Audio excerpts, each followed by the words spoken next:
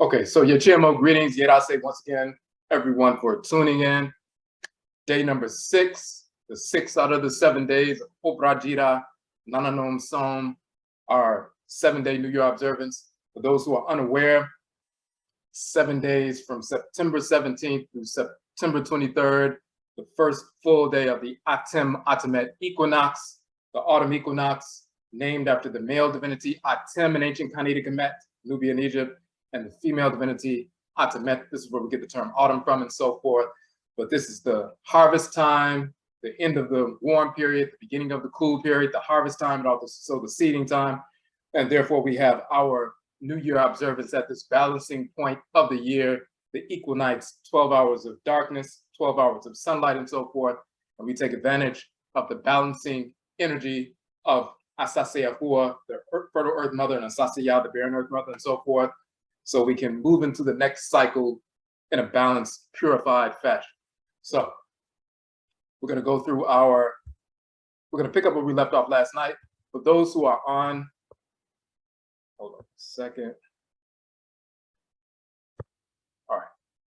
For those who are on Instagram, you are going to look at the most recent post that we made and you can connect with us on Zoom. We're going to shut down Instagram in a few minutes. And then, you can connect with us on Zoom so you can see all of the documents that we post.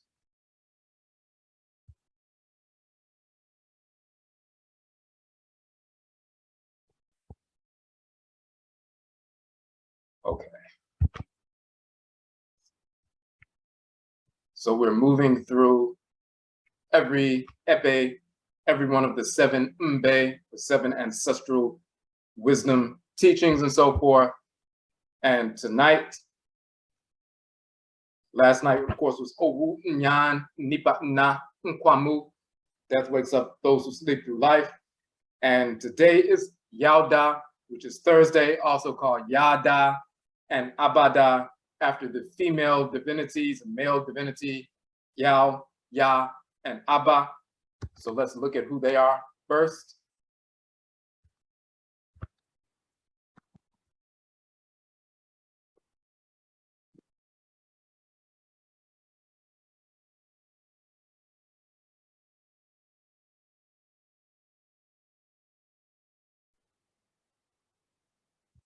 Okay, so when we go to our Aakhuamuman page on the website, you will see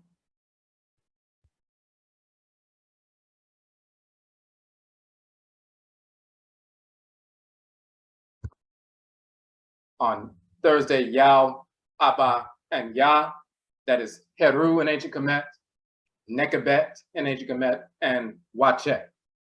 The planet Yao, which is Yao Pater, or Jupiter, and so forth, that is a corruption of Yao Pater, or Pater, or father, Yao, and so forth. But Yao is the name of the divinity in ancient Kemet. That's the title of Heru in ancient Kemet. It is also his title in the Akan tradition. Then we have Abba, which is Nekabet, and Ya, which is Wachette. They are called Shango and Oba and Oya in Yoruba. They are Hevioso and Ayaba and Avejida and Vodun and so forth. So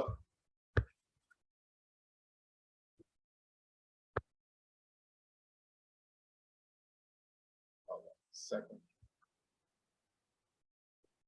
Okay.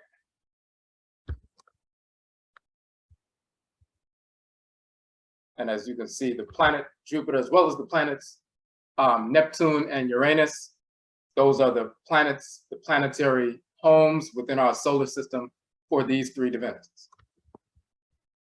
We're gonna click back over, click on their articles real quick so you can see what energy governs Yao-da, or Thursday.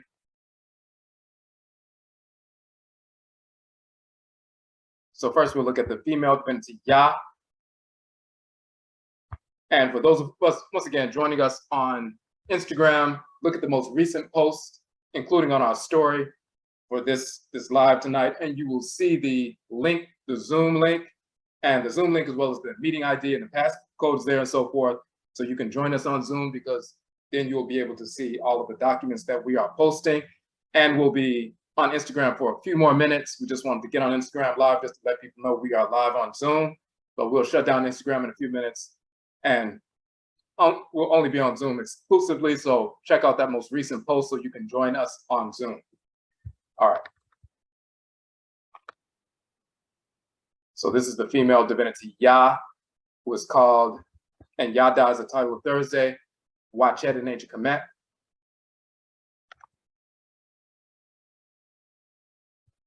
So her sacred color is watch. The term watch, as in Wachette, is the sacred plant of the north, but it also is the term for green. So her sacred color is green, and you'll see the planet has a bluish green tint and so forth. That's Uranus and so forth. But she is a fierce attacker, relentlessly assailing disorder. Ya is the abosom of fighting and punishment. This Wachette, sometimes taking the form of a fire-spitting cobra. She's a protectress of royal sovereignty, along with her twin sister Aba, who is Nekabet. They govern the magnetosphere that surrounds the planet and so forth.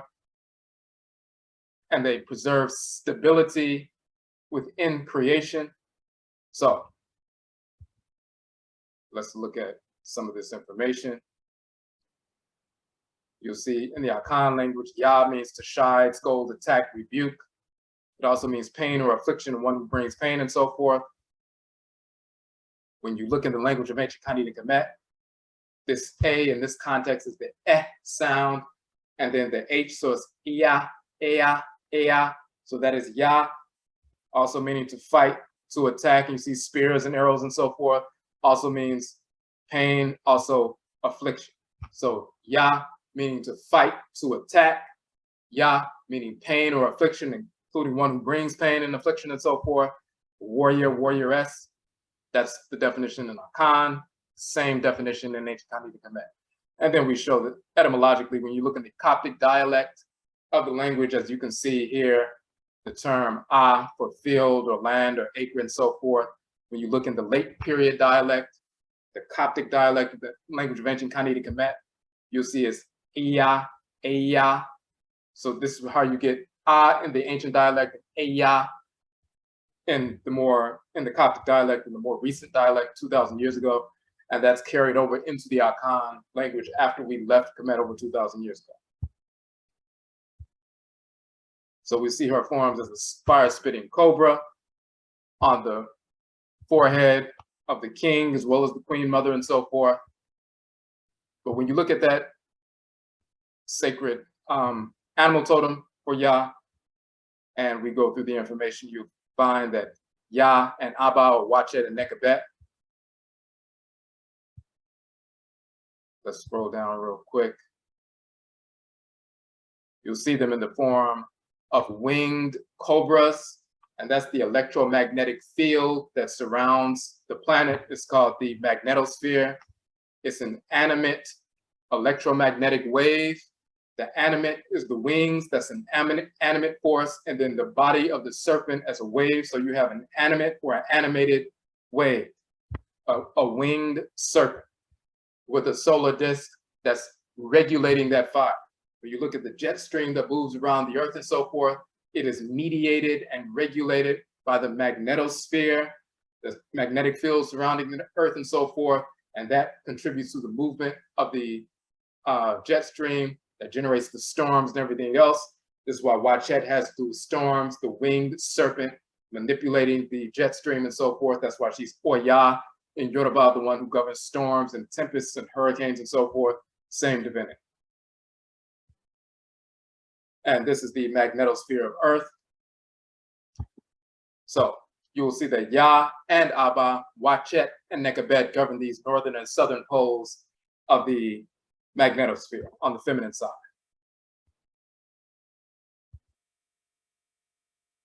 When you see them inside of you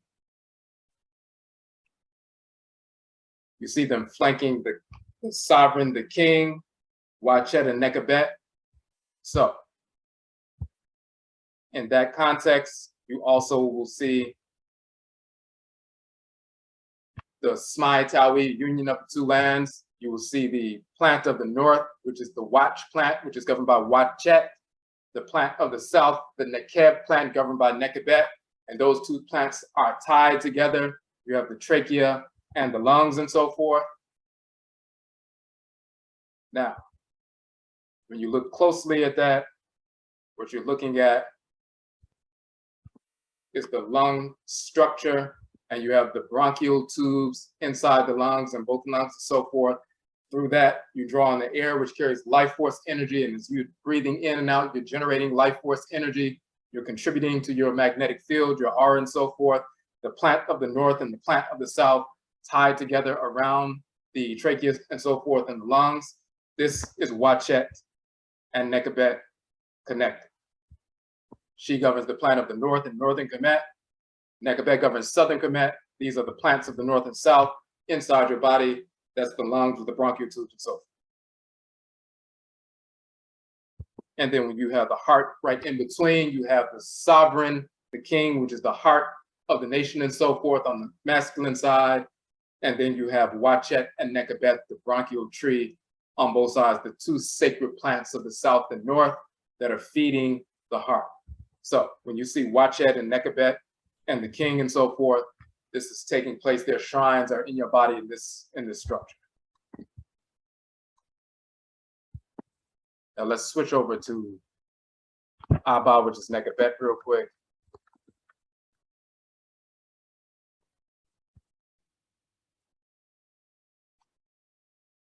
You see her sacred color is blue. When you look at the planet Neptune and so forth, it has that bluish tint. When you look at the electromagnetic force, the electric expansive outward centrifugal force is Wachette, the great serpent and so forth, fire-spitting serpent. But then the centripetal force, the inward magnetic centripetal force is Nekebet, and she's very often shown as the vulture. Sometimes she's a fire-spitting cobra as well, but she's shown as the great moot, the great vulture. So the expansive force is Wachette, electric, expansive, centrifugal. The contractive force is Nekebet, inward, magnetic, centripetal. And they govern the two ice giants, Uranus and Neptune, which we call Ya and Abba. And we show, you know, the terms in Akan, and they're the same terms in ancient Khanit and Kamit. We say she's the guardian, the striker, perpetually striking against disorder. She's the Abosom, the divinity of resistance and punishment and so forth, protectress of royal sovereignty, governing the magnetic aspect of the Magnetosphere. Wachette governs the electric aspect and so forth.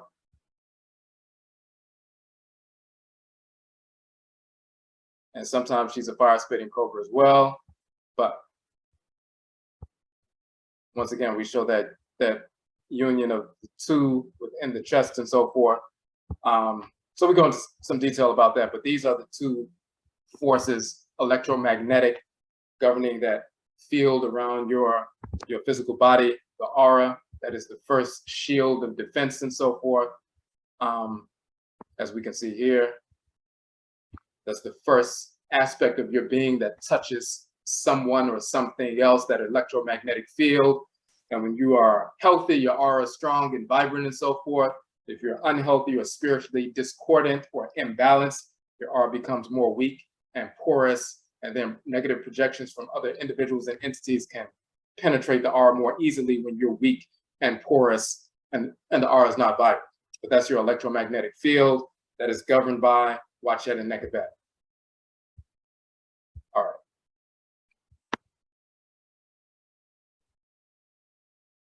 And of course, you can read these articles for some details, but we just want to touch on a couple of things before we get into the proverb of the day. And for those, once again, for those who are on Instagram, we're about to go off of Instagram, stay exclusively on Zoom. So go to our post, the last post that we made on Instagram. You'll see the Zoom link. You can connect with us on Zoom. The passcode is there, the meeting ID is there, and then you can get all of the information that we are sharing live now. So we're going to click off of Instagram. Just check us out on Zoom.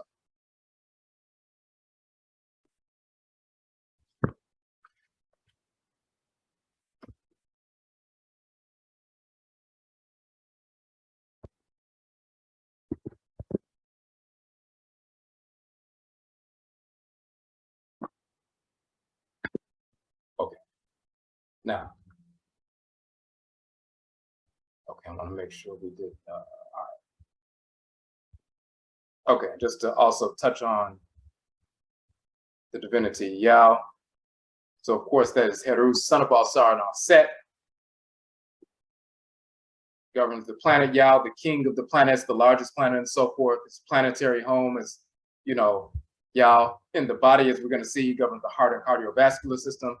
But the term Yao in Akan means confrontational, aggressive, and so forth, warlike, dealing with bravery and strength.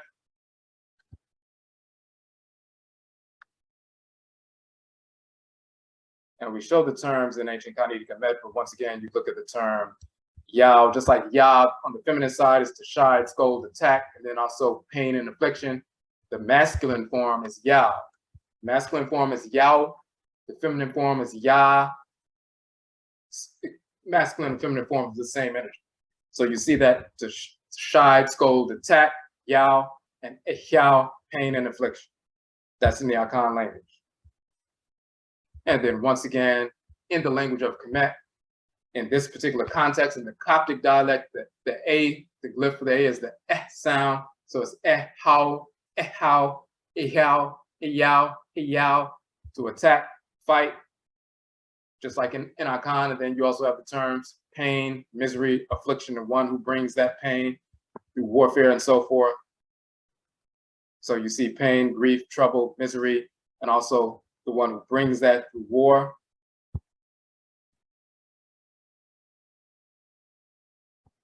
So Heru, Ehya, Sebao, that's Heru, Ya, or Yao, Sebao.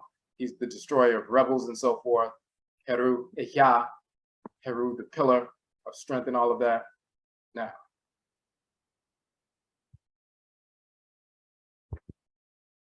he's called Heru, Ami, Abu, Heru, within, or dweller within, Abu, hearts, he dwells in the heart. And they talk about Shango as the patron Orisha of drummers, and Yao is the patron Abosom of drummers and so forth, and Hevioso, the patron Vodou of drummers and so forth. He governs the heart and cardiovascular system.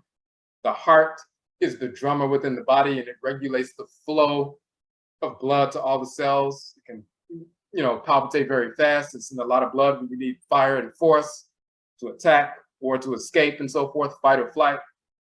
And it can also palpitate slowly, but it regulates the flow of blood and therefore the flow of life force energy that's carried in the blood to the various cells of the body. He's the regulator sitting in the center of the nation and so forth, regulating the flow of divine life force energy that comes from Ra and Ra'at. It gets into your system when you take in a deep breath, the life force energy through the breath and so forth gets in your bloodstream, and then Heru, or Yao, through heart palpitations, regulates the flow of blood to every part of the body, but that blood carries the life force energy, so he regulates the flow of Ra and Ra'at, or Yonkumpon and Yonkumpon's energy to every cell in the body. That's why he's the sovereign sitting in the middle. And then, of course, you have a counterpart of Het Heru. She's connected to the heart as well. So, but we're going to talk about her tomorrow. So Yabosom of bravery and strength, battle, courage, the one who relentlessly challenges disorder and its purveyors and so forth. Now, so there are a number of different things. Of course, Heru is the son of Set and Alsar. This is where they took the whole fake Jesus story. Jesus never existed. Yeshua of any color, black, white, or otherwise. So we, of course, in our Kuku Tuntun, we go into detail about that. And some of the other writings, we go into detail about that. But he relentlessly challenges disorder, the independent one, the focused one, the one who guides you to what your divine function is, gives you that power, vitality. When the heart is pumping blood and life force energy to every cell in your body, it gives you or distributes vitality to every part of your body. If the blood is not flowing, then the life force energy is not being distributed, and then you're weak.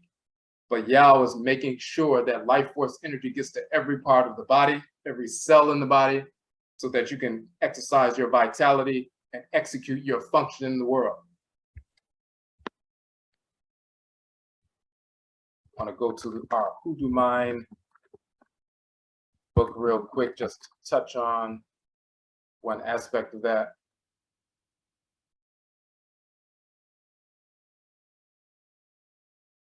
So in fact, we have our Aakhuamuman Festival, Hoodoo Nation Festival, coming up in October. Every year we have the Aakhuamuman Hoodoo Nation Festival dealing with Akan ancestral religion in North America, which is the Hoodoo tradition. The first 3 years we gave out a free journal, which you can download for free on our website to everyone who attended.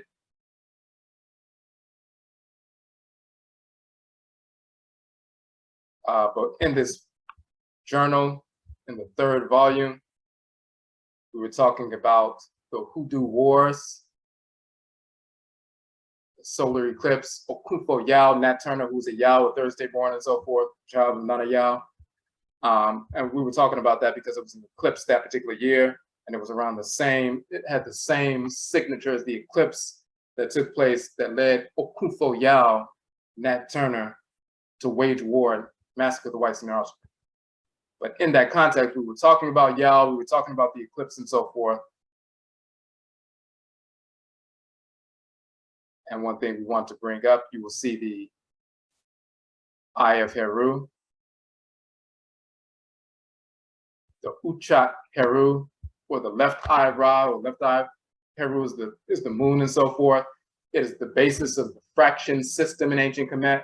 So the different parts of the eye represent 1/2, 1/4, 1/8, 1/16, 1/32, 1/64, and so forth, because it starts off as Nu, and we can see the fractions manifest throughout that 29.5-day cycle. So we began to study fractions every, monthly, and we applied that mathematically. And when we're engineers and building temples and pyramids, Meru and so forth, and other shrine houses and so forth, it started off with these mathematical calculations. And that knowledge was incorporated in the breaking up of the Eye of Heru. They talk about Heru's eye was, gouged out by Set, and then it was restored by Tahuti and Het Heru. The left eye of Heru is the moon, and the full eye was gouged out by darkness, bit by bit by bit, until the full eye was totally gouged out. And then it's Heru, Kenti Inmaati, Heru, the blind and so forth. But then it was restored, the eye was restored bit by bit until it was fully illuminate, so he could see in the darkness. And when you can see in the darkness, you can illuminate your path in the darkness, so you can avoid any injury or negativity or enemies and so forth. So the Eye of Heru became a talisman of protection, infused with the energy of the divinity and so forth. So we just wanted to point that out. Okay. Well, let's get back to, so that just gives some basic information about these deities of the day of the week. But so since this is a Yao Da, or a Thursday, also called Ya Da, the day of Nana Ya, Wachette, or Abada, the day of Nana Abba, which is Nekabet. During our 7-day observance, Thursday, or Yauda, Yada, Abada, the special name for this day is Nkrabeya Da, and your Nkrabeya is your divine function in creation. We don't talk about purpose, we use the term function. Every cell in your body has a specific function.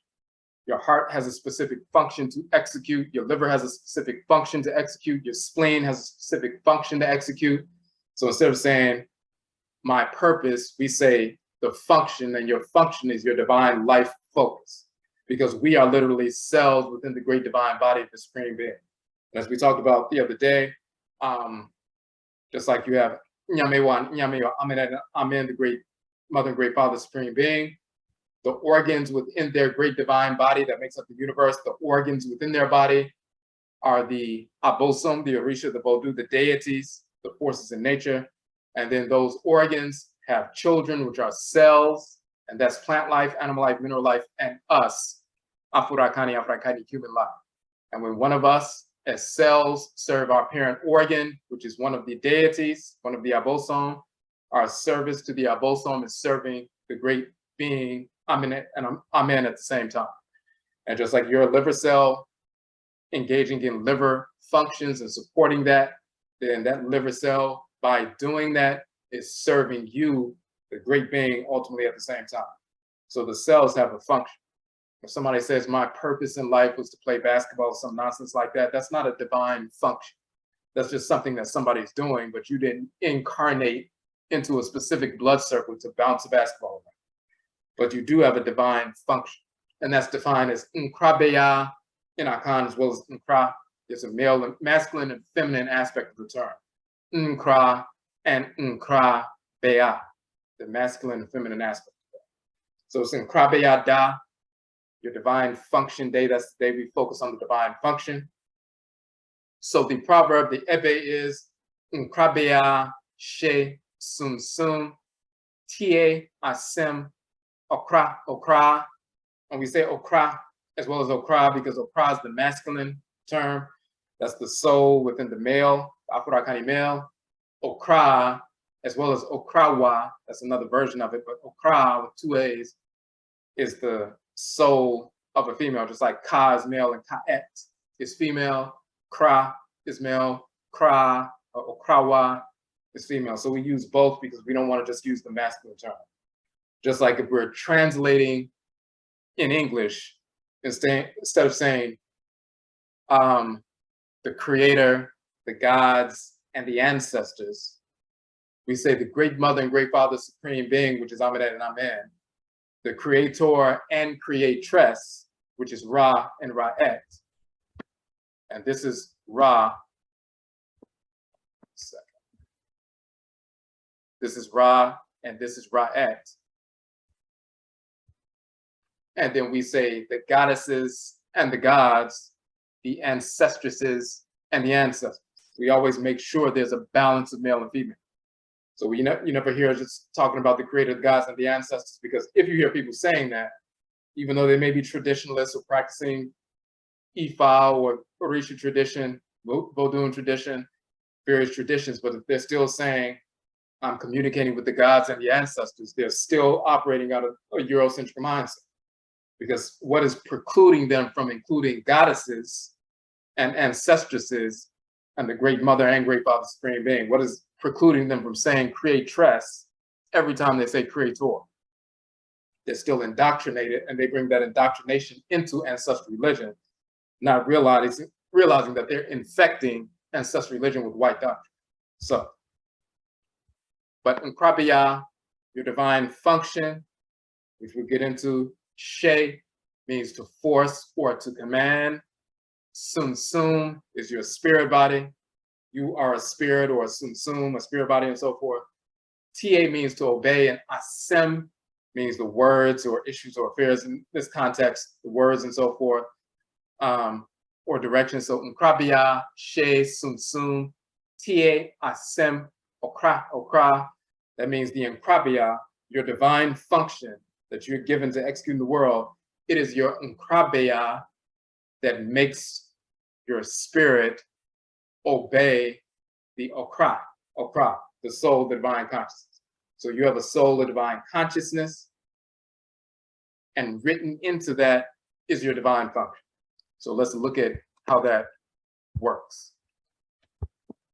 And in order to do that, we're going to go to our book, the Okra Complex.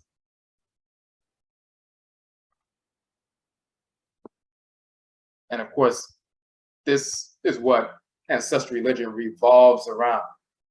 We come into the world, we have a specific function to execute in the world, and we're designed and formed to execute that function within the great divine body. If we get off track from doing that and begin to create disorder in ourselves and within the body, the divine body, then we have ancestral religion, the ritual incorporation of divine law, the ritual restoration of divine balance. Those are the expansive and contractive poles of ancestral religion. Ancestral religion is defined in essence as the ritual incorporation of divine law, the ritual restoration of divine balance. That means through ritual, we incorporate those things, objects, deeds, and entities we need to incorporate in order to harmonize our thoughts, intentions, and actions with divine order. And through ritual, we reject those things, objects, deeds, and entities we need to reject or repel or hate, or repulse in order to restore balance to our thoughts, intentions, and actions. And when we engage the ritual process, whether it's pouring libation or giving offerings or ritual meditation, spirit possession, so we can incorporate the knowledge or the energy or power or direction to execute our divine function, align our thoughts, intentions, and actions with divine order. And then when things go wrong, we learn the ritual processes to extract medicine from plant life, animal life, mineral life, or through spirit possession or direction, so we can restore balance to our thoughts, intentions, and actions. Once we get back to that balance, then we can move forward and execute our function in the world. We're not just seeking to escape the cycle of reincarnations. That's pure stupidity. The whites and offspring are seeking to escape the cycle of reincarnation, or quote unquote, go to heaven, to get away from earth and not have to come back to earth and so forth, because they have no function on earth. Cancer cells don't have a function. So they're just seeking to leave, and their pseudo-cosmology, their psychopathic nature is written into their pseudo-cosmology. They don't want to be on earth, they want to be in heaven, or in nirvana, or escaping the cycle of reincarnation, because they have no purpose here. So that's written into their cosmology. Then they try to force that upon us. We actually have a purpose on earth as well as in the spirit realm. So we're not trying to run away from earth. We're not trying to escape earth, as we talked about the day before. It's a privilege to be operant within Asase Afua and Asasia, the fertile earth mother, the barren earth mother, who we're going to talk about tomorrow. But we have a function. So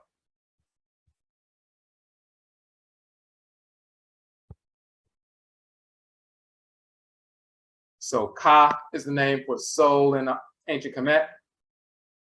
The two arms, up, hands, and so forth. And then the feminine version is Kat or Kait. So a male has a Ka, a female has a Kait or Kat, and so forth. Once again, we showed, and this particular statue, you'll see that when we go to the museum in Cairo, when we go to Kemet and so forth. This is a life-size statue, about 6 feet tall and so forth. They show the position of where does the Ka reside. So we talk about the deity in the head region, they're showing you where it is. Sometimes they just show the two arms just to identify that the Ka is being spoken of, but they would show you, okay, where does that spiritual force reside? Just like your physical body has a major organ, a smaller body within your physical body, the major organ called the brain, that regulates order in the entire body and has the blueprint of everything that should take place in the body. Your spirit body, if someone saw a spirit walking by because they're clairvoyant and they see the spirit of an ancestor, ancestress, and so forth, in the head region of that spirit is a radiant force, and that is the spirit's brain. And written in that radiant force is everything that the spirit is to execute in the spirit realm as well as in the physical realm when they come into the world. That is the soul, that's the spirit's brain. Sometimes it's just written as Ka, with the determinative of a deity, a mummified figure showing it's divine. Now, and then we show in the Asante Fanti dictionary, the Akan dictionary, tree dictionary, Ka, in the Akan language. And once again, this is written in the 1800s, 1881 and so forth, published, being compiled even before that. They're going into the forest, talking to people in the 1800s in the Akan forest and so forth. And they're telling them, you know, what the words in their language mean and so forth. So when they are in the forest sitting next to somebody and saying, hey, what does the word to touch, to come or be or bring into contact with, to join? How do you say that in your language? They say Ka, to touch, to come or be in or bring into contact with, to join. Ka in ancient Kemet are the two arms with the two hands that are reaching out to touch, to bring into contact, to join, and the Ka reaches out and grabs the Ba, the spirit, the divine living energy. So even the word in Akan describes the hieroglyph. It's the same word, Ka, as in ancient Kemet, Ka, but it actually describes the image of the hieroglyph. the medutu. And once again, in Yoruba, that's the ordery, Inu, the inner, Inu, ordery, the inner spiritual head and so forth, the Selido and Bodun. It is the Chi in Igbo, which is the Yarusi, the deity, Yarusi in Igbo, that is in the head region. They call it the Chi. So we call it Kra, they call it Chi, Yoruba call it ordery, Inu, and so forth. That is a Ka statue of Tutankhamun. So when we go to Kemet and we go to the museum in Cairo, in May, you will see these two life-size statues. They're about 6 feet tall.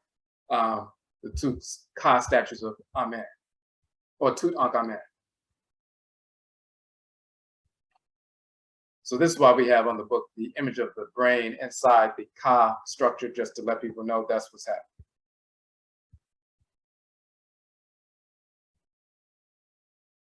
We have the term Ka, meaning to leave in ancient Kemet.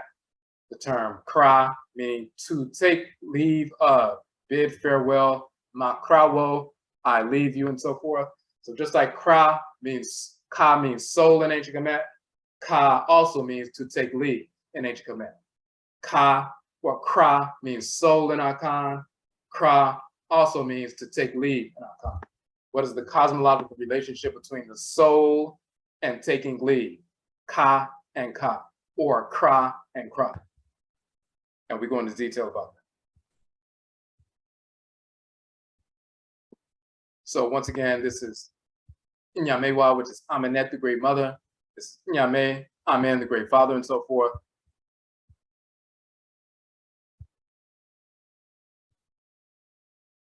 And we said the black substance of space. Dark energy is called Ka. Dark matter is called Kait. The expansive and attractive forces that make up the black substance of space, we always recognize them as male and female deities. The whites and their offspring are just beginning to realize that the black substance is a substance after beginning to study what they now call quantum physics and so forth.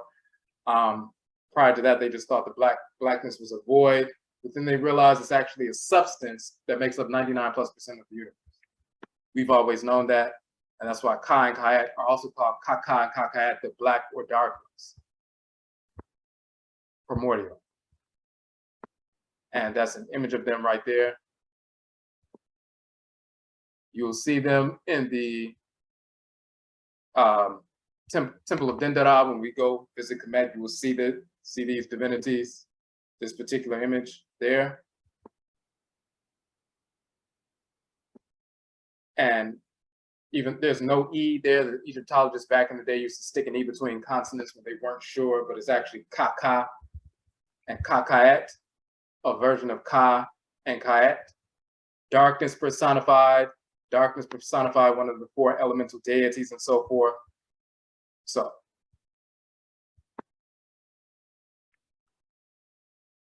now we're talking about Nkra and Nkrabi. In Kemet, that would be Ka and Kat. We saw this yesterday, work, labor, toil. What is your work or your labor or your toil? You see the man holding the vessel on the head. Something is in your head that comprises the work that you are to do, the labor you are to do, what you are to toil in and so forth. What is your function in creation? What is the work you came to do? And you could ask a liver cell, what is the work that you came to do? A heart cell, what is your function? What is the work you came to do? They would, if they could speak, tell you, we support the functions of the parent organ.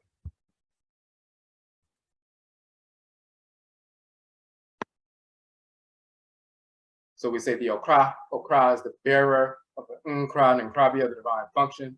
So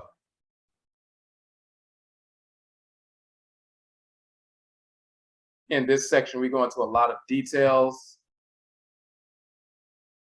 We want to get to the definition.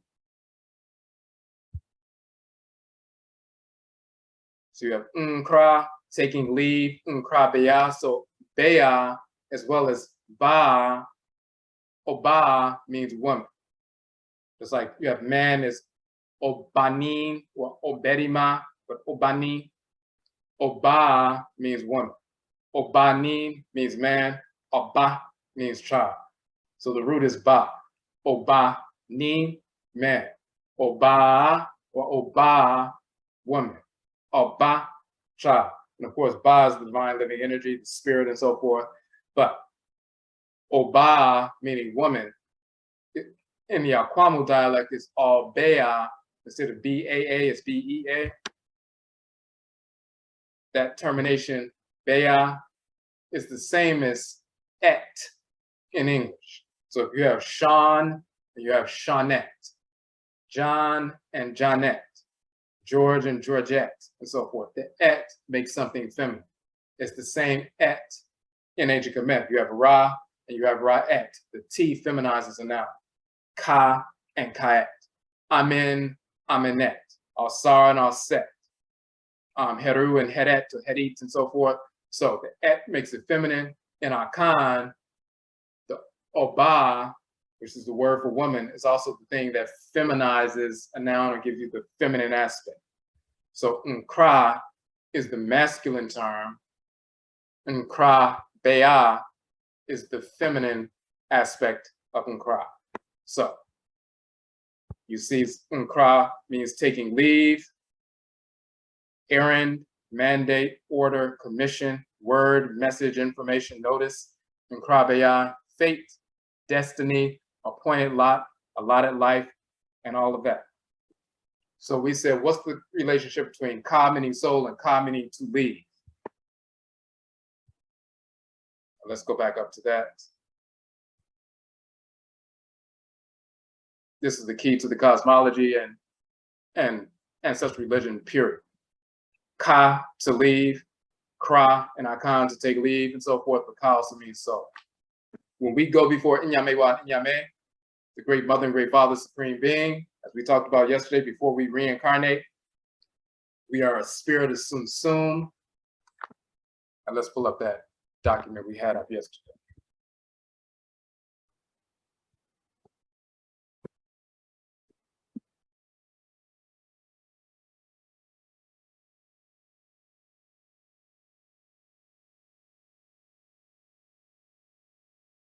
We were talking about reincarnation and so forth.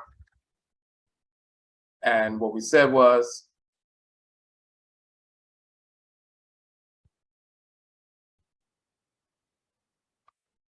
this is akin to the Sum Sum, the spirit body in the spirit realm. You're about to go before Inyamewa Inyame. They give you a divine function to execute in creation. Let's say, just as we said before, you are to be an immune system cell within the great divine body. You're going to come into the world to carry that fire into the clan. You'll be the one who's a protector of individuals, policing function, military function, whatever it is. You come into the clan for that. You're part of the immune system in creation. So you're assigned to the deity who governs the divine immune system, the deity Benna and Akan, Ogun and Yoruba and so forth. So that divinity installs itself as your Kra in your head region. Now you're a spirit, Sum Sum, that's guided by a Kra. So now that you're a spirit with a soul, now you can be sent into a womb to be born into the world. You're not going to be sent into the world as an Afuraitkait person without a spirit's brain, without a divinity that guides you to tell you what your function is in the world. You're not just going to be a spirit without a spirit's brain and you're just an aimless little spirit just being pulled in all different directions. We come into the world for a purpose, a function. So once you're given that divinity, and that divinity is operant within your head region, and you communicate with that force, you communicate with that deity, he will show himself. If you're a male, she will show herself to you as a female in dreams, as well as through spirit possession and sometimes clairvoyance. You'll be able to see that divinity and so forth, sometimes as a female, sometimes in the form of the sacred animal totem. Sometimes they will send their animal totem to you throughout the course of the day. If it's a crow or if it's a falcon or if it's a whatever it is, they'll send that to you in the course of the day when you're trying to get some answers to certain questions. So, but when we go before Inyamewa Inyame as a spirit, we're given a function to execute, and then we're given, that's the divinity that carries that function. installs himself or herself in the head region of our spirit body.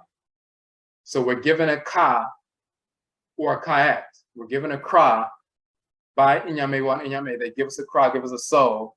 And once we receive the kra, then we say, kra wo, ma kra wo, I leave you. Once we're given the divine function, ka, then we can take leave, ka. Once we're given the divine function, okra, nkra, then we can take leave, nkra. That's the relationship between ka, soul, and ka, taking leave.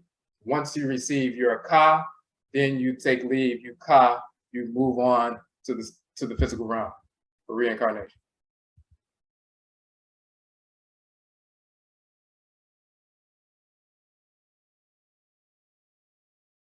So we said obeya means woman, feminine, and so forth, but obeya also means manner, way, or place.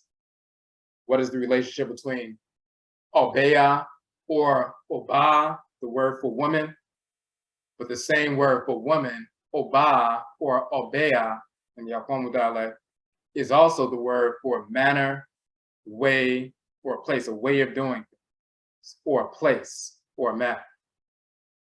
When the sperm cell and the ovum unite, there's a fusion, and now you have a fertilized egg, a zygote.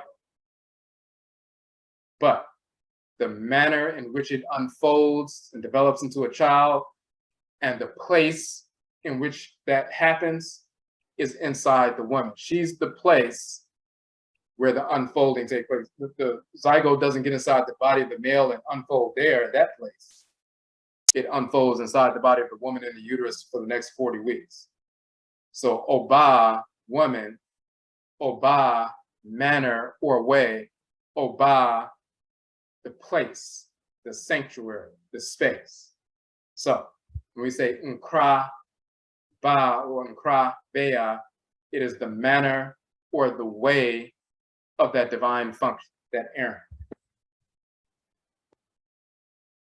Nkra means the errand, the mandate, the order, the commission, the message. What are you to do? What is your function? And then the nkra bea. Remember, bea means manner. What is the manner in which you are to execute that function? You have a function. How are you to execute that function? If you are to be a healer or a healeress, that's your function. You're not a killer, you're not an engineer, you're not an architect and so forth. You're a healer or a healeress. Maybe you're, dealing with medicine. So, but what kind of healer or healeress? Is it through herbs? Are you a surgeon where you're going to remove tumors and so forth? Are you going to, fix people's bones and things like that? What is the manner in which, what is the modality that you're going to use to heal? Is it more of a fiery medium, a watery medium? What is the manner in which you're going to execute that function? You have a function, and then you have a manner in which you have to execute the function. Those are two halves of a whole, nkra and nkrabia. That is written into your spiritual brain.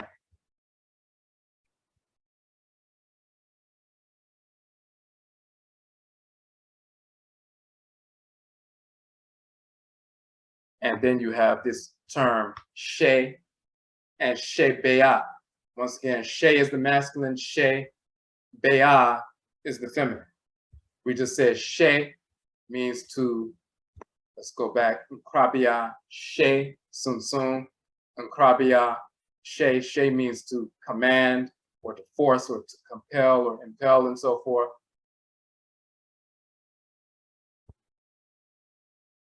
You see she, compulsion, she to stick fast, to set, to fix and everything.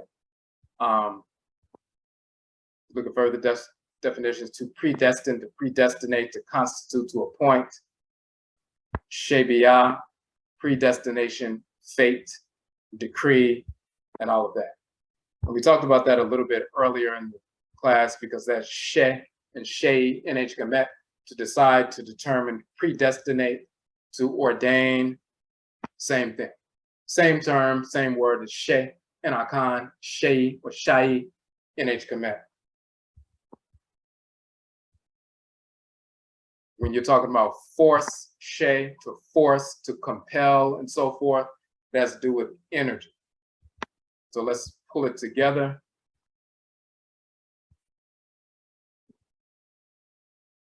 If you look at the brain, and this is the brain from the back, you have the cerebrum and the cerebellum.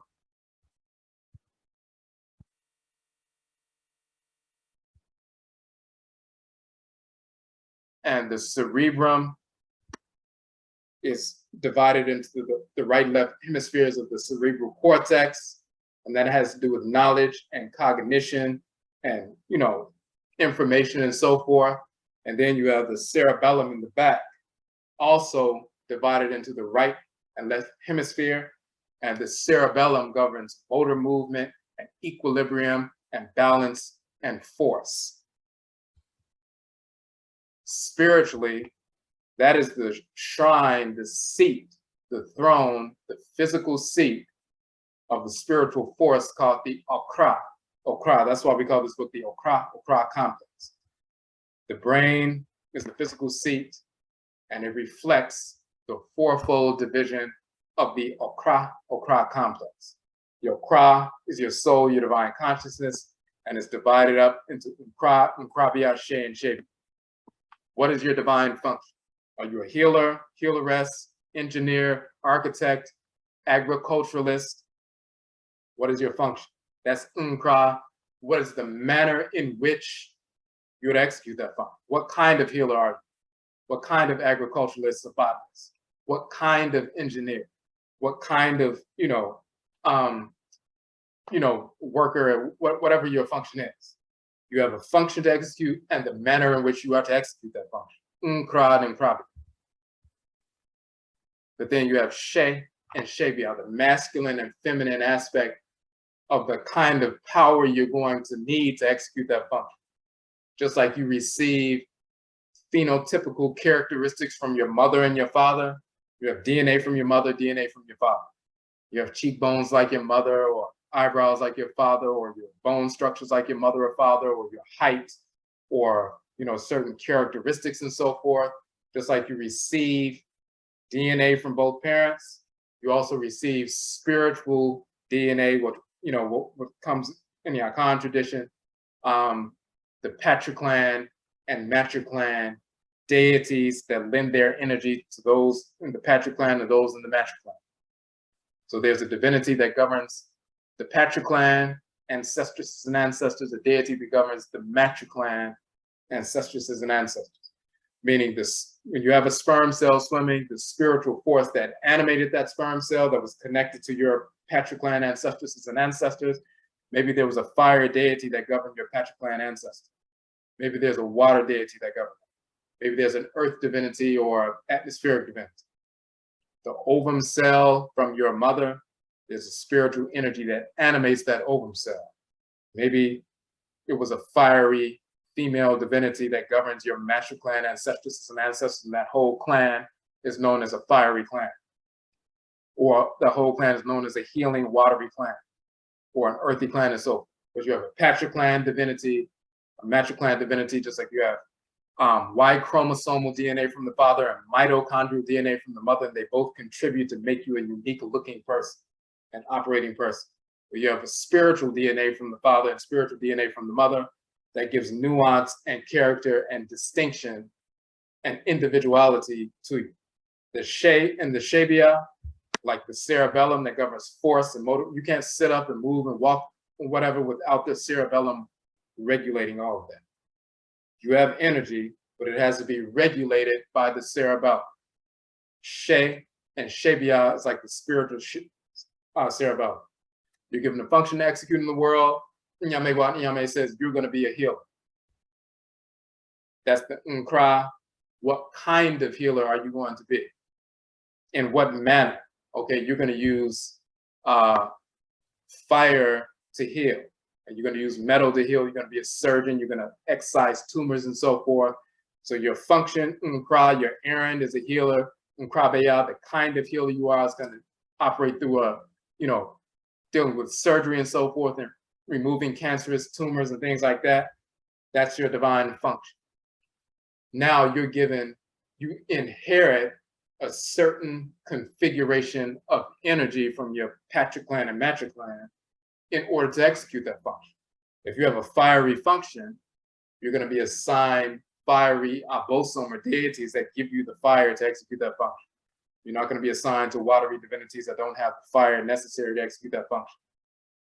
If you're assigned to a watery, cool healing function, then you're going to be assigned to cool, watery divinities that have that energy that you can invoke and utilize for your healing function. So the She and Shebia is the kind of energy complex you have and the manner in which you operate that, how you expand and contract that force. If you're a fire individual, how do you expand that fire within you? What kind of ritual practices do you engage in to expand the fire within you?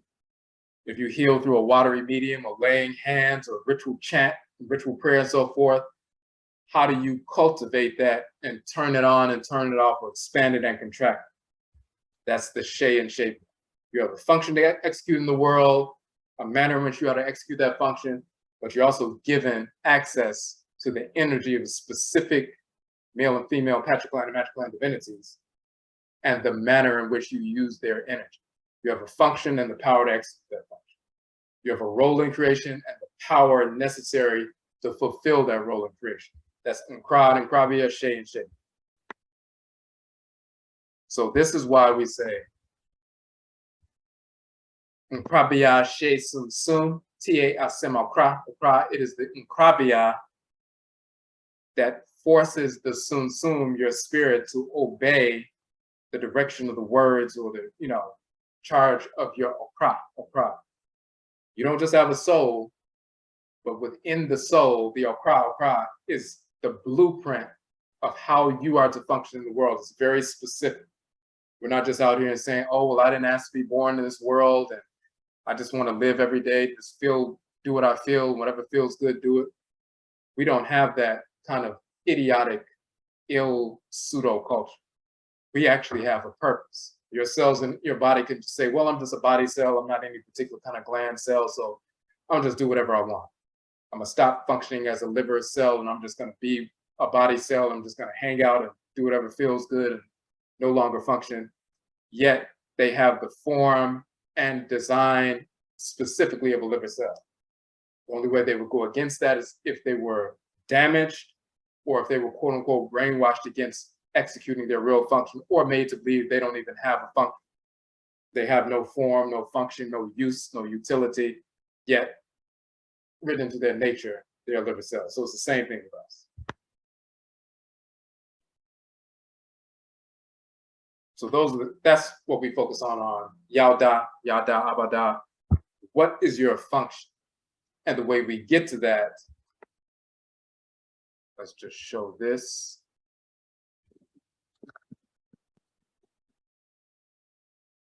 All ancestral religion and culture revolves around what is your function in the world, how to execute that function, and engaging in ritual practices to keep yourself on track.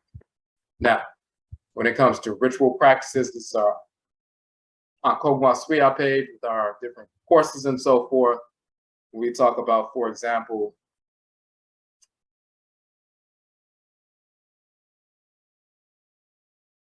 our course Nkom, just to give you an example.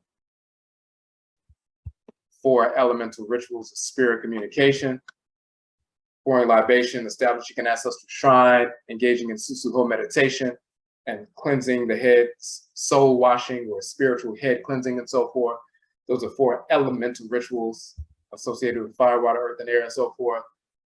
The building blocks of creation, those are 4 elemental rituals that manifest in the various traditions our people manifest or express all around the world. But that's the way ritually to begin to learn and to learn who you are, what your divine function is, what your clan is by communicating with your own Kra, as well as your spiritually cultivated ancestresses and ancestors. And another way to get onto that path is we have our,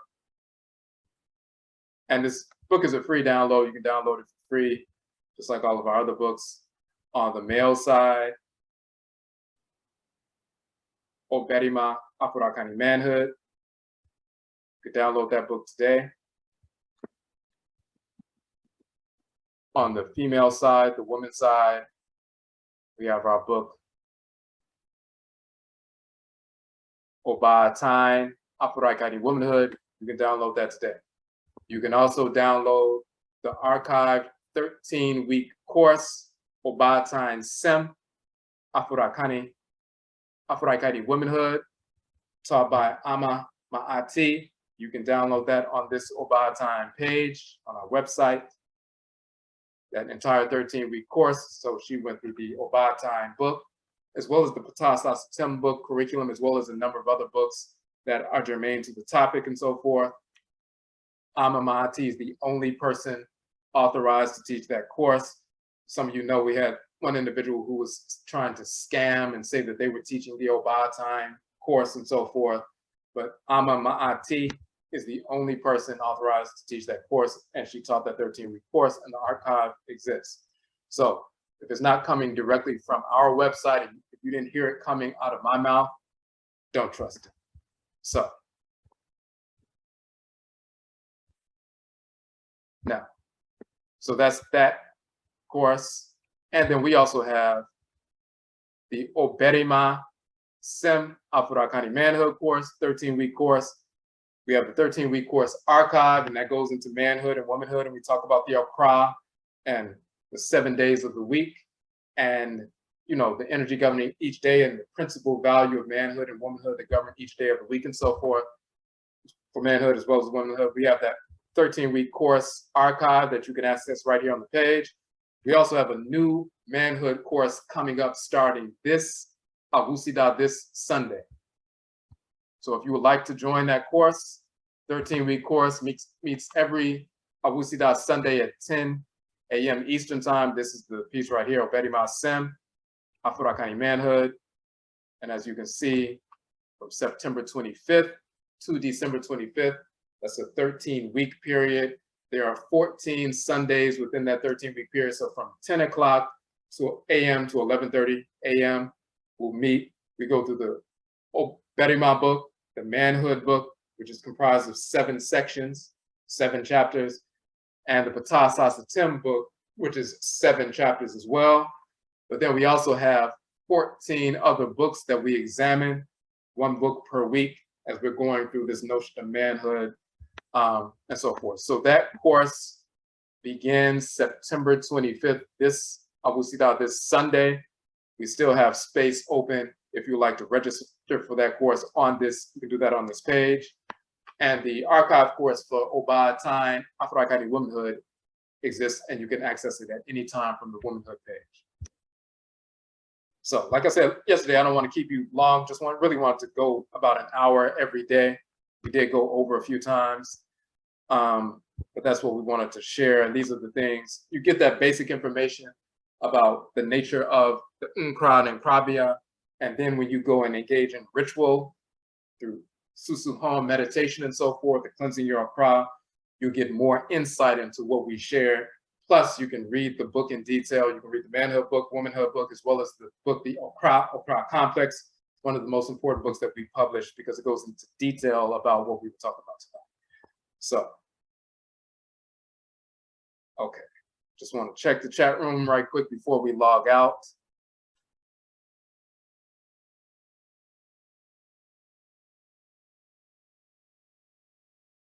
Okay, so the question about what does divine function look like? Obatala is the divine judge of life and death, a child of Obatala having the urge to serve the community and the capacity of being a judge. Would you say that's a divine function? That's part of the divine function.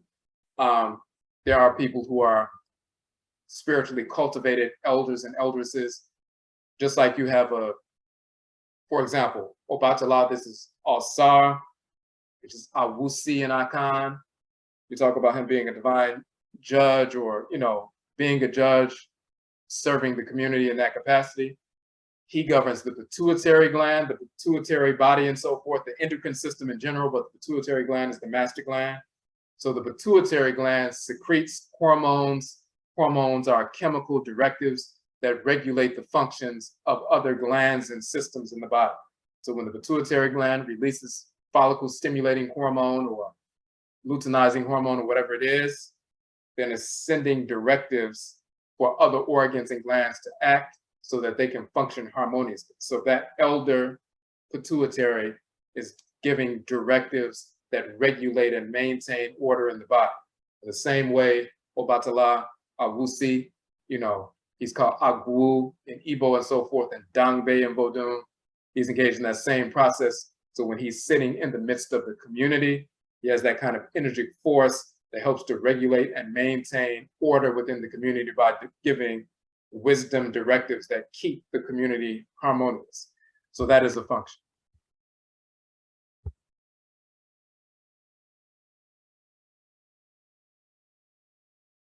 Okay, so there was a question, is Wachette and Nekabet responsible for randomly running into people on the streets? It depends. Sometimes an ancestor and ancestress can push you in a direction and direct you to go down this block instead of this other block because they know that somebody you need to contact is coming, is coming and you need to cross paths, so they will push you in that direction while they're in Samanfo pushing them in your direction, then you cross paths. Sometimes it's ancestral. Sometimes it is Wachette and Nekabet with regard to, the magnetism, the magnetosphere, and you draw people into your orbit and so forth. It depends on what's going on. It's a case-by-case thing. So it's not just a blanket thing where anytime you run into people randomly, it must be a Wachette and Nekabet thing. Sometimes it is, sometimes it is. But all those kinds of things must be investigated. So when you do have an experience, it is our responsibility. It's not just that you can do this, it's our responsibility to investigate the nature of the interaction. And the way you investigate the nature of the interaction is to communicate with your own Kra and your Nsamanfo at your shrine to inquire, why did I come in contact with this person? Is it because we needed to work on certain things, or they have resources, or I have resources that they need? Why did I cross paths with this person? Is this person somebody who needs to be in my life, or is this somebody who doesn't need to be? You investigate the nature of these interactions that you have to make sure and confirm why you have them. All right. Okay, so for children of Asar, what qualities do our Batala children manifest as their divine function in creation? In the Yoruba tradition, it's said that Obatala marks his children. What is the cosmological meaning for this saying? Well, any divinity will quote unquote mark their children. So when they're saying Obatala marks his children, or Ogun marks his children, or Yemoja and so forth, they leave their energetic signature on the Kra of the person. So even instinctively, the way the child operates, if someone is in tune, someone's an elder, elders, and so forth, they can tell, and they don't even have to be an elder or elders. They can tell what day of the week the child was born on just by the way their energy complex is. I've met people before, because of the way they were operating, I said, oh, you were born on a Wednesday. And then they pulled out their phone and looked up their birth date and looked at the day of the week, and it was Wednesday because they had all the characteristics of that particular divinity, or another day. So the mark is the energetic signature that's written into the nature of the Kra that's carried by the person. Let me show. We showed this the other day, but we can pull it back up.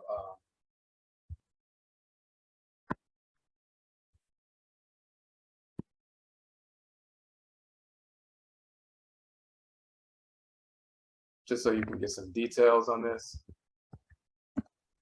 Okay, in our book, second volume, Akan Bosom, we talk about Awusi and Adwira, which is Alsar and Alset. And the first half of the book is talking about Awusi, which is Alsar and ancient Kemet, and we go into detail about that, showing his attributes in Akan and in ancient Kemet. But that's Obatala. And when you get, and for example, we mentioned him governing the pineal or pituitary gland, sorry. So when you get towards the bottom, however, we sum it up, but you can read through the whole text and it's talking about Alsar, Obatala. But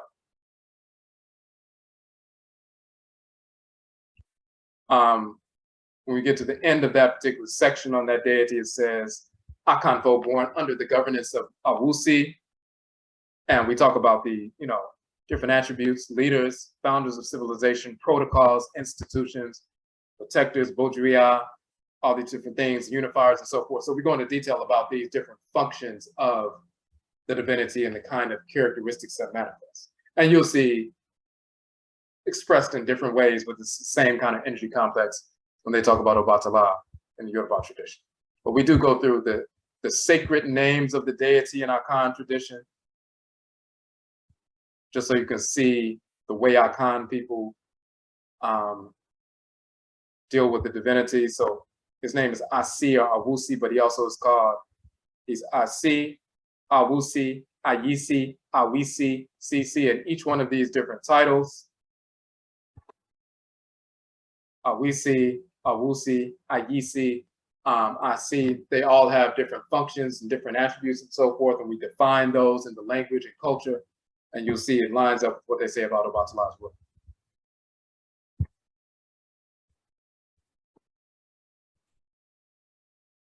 Okay.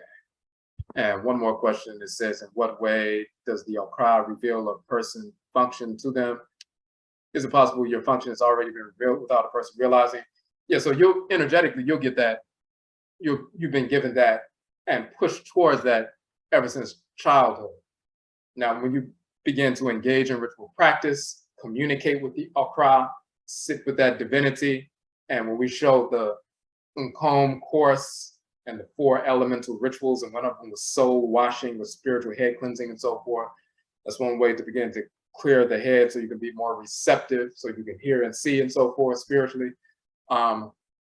Then you'll be able to, they'll start showing you and reminding you from the time you were a child up until now, all the different things that they have been showing you all along and the experiences that you've been having, showing you how you were in alignment with this different function. They were putting you on a path. But the way to engage that is, number 1, meditation, susuho with the Okra at the Nkomre, the shrine space and so forth. And we have those 4 elemental rituals. We'll just pull that back up.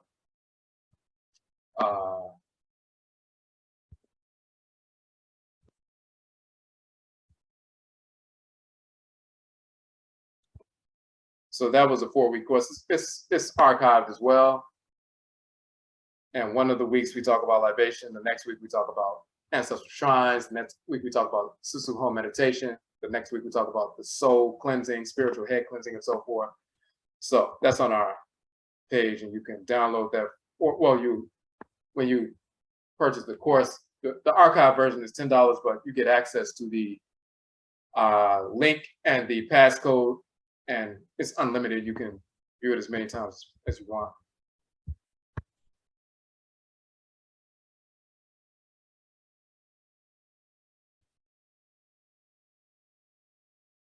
Okay.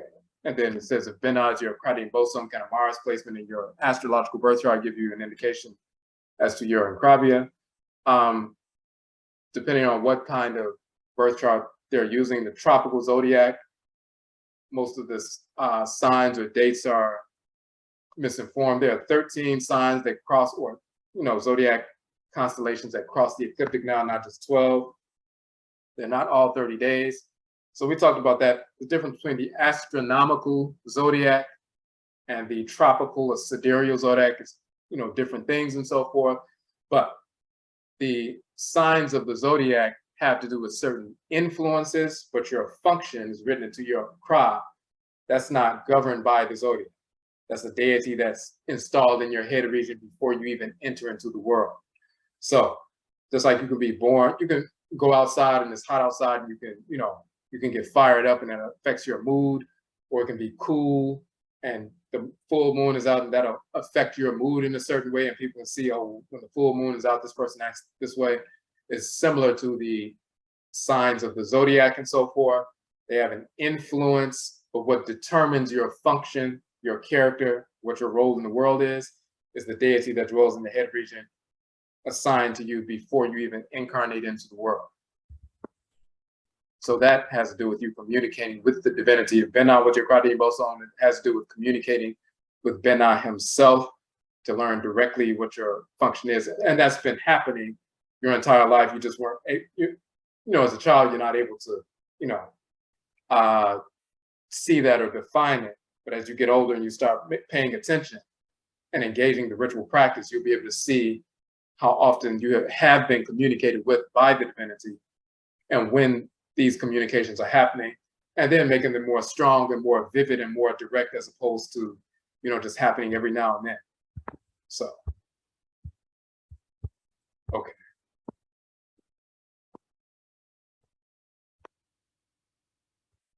All right, so we are going to go ahead and end it here. For those who were not on the call before, for the past couple of days and so forth, we've been letting people know we will be going back to ancient Kamit and Khanit in May.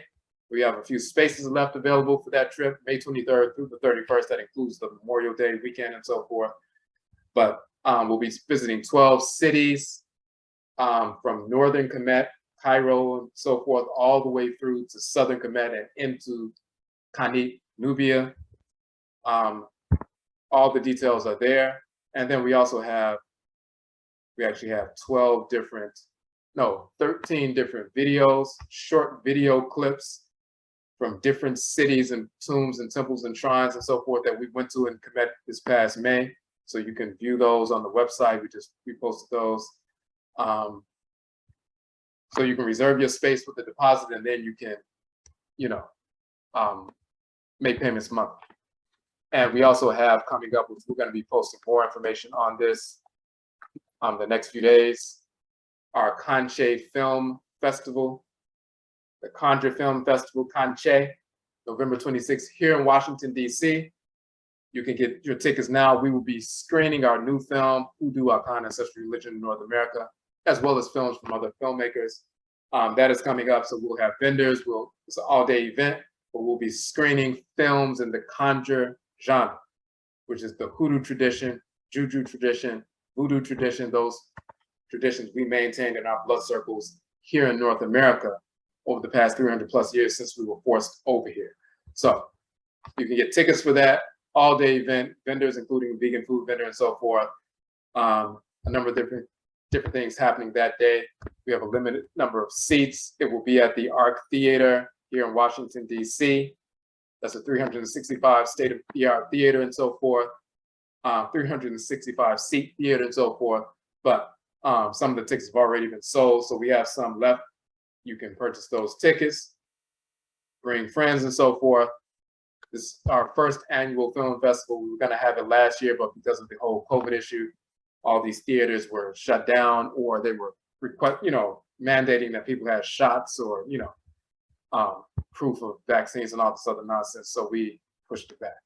So okay. The question is, it says, besides the oh-jee, do you have a regular meeting on Zoom? No, what we were doing, so if you look on go back to our page real quick.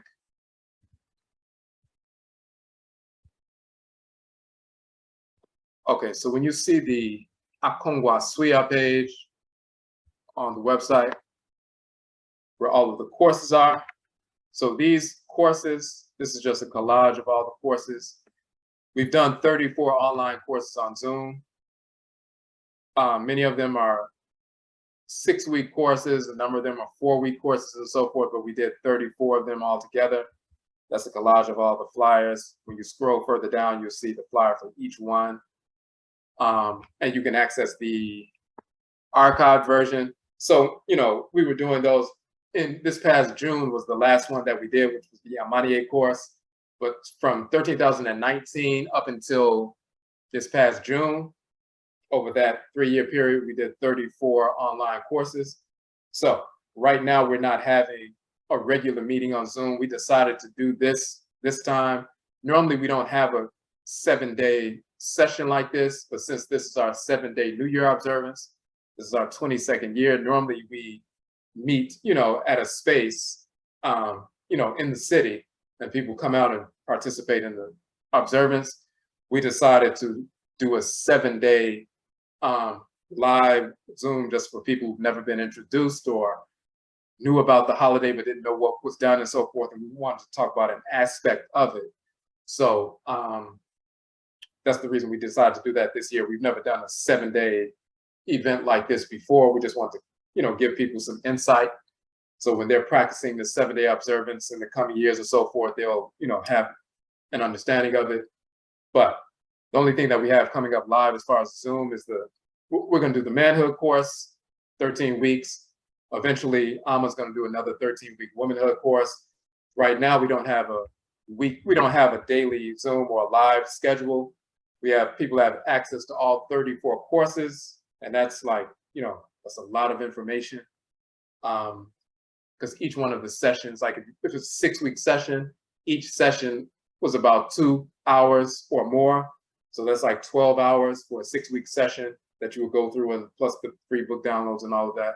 So it's a lot of information out there, but we don't have a live session, like a regular live session. Every now and then I will do a live session coming up. Tomorrow's New Year's Day. So for us, that's 13,023. That's the beginning of our year, 13,023. So in 13,023, which begins tomorrow, sometimes I will do a live session on a specific book or a specific article, and then we'll just post it and say, hey, we're going to do a live, but we don't have anything scheduled. All right.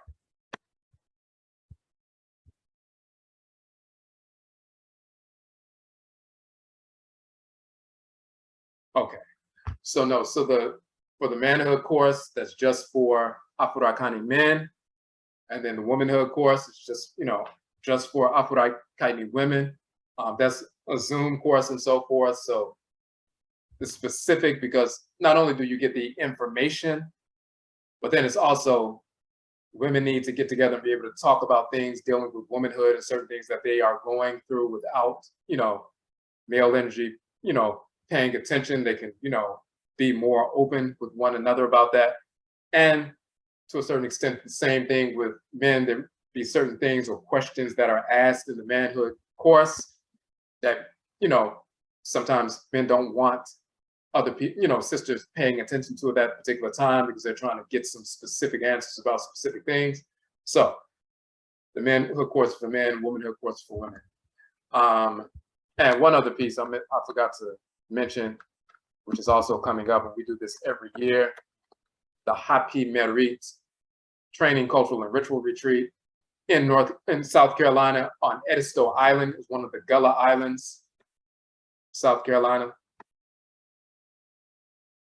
And you will see that's on the February 18th weekend, which happens to be the President's Day weekend. It's a 3-day weekend for most people, because that's a holiday in America and so forth. So that 3-day weekend, February 18th to the 20th. This is our 6th annual retreat. So, and we did a trailer for that, so you can see some of the information or see, certain things that take place within retreat, but it's training, cultural, and ritual retreat. So you'll see some of that, but we have that video up. You can see that. Check that out.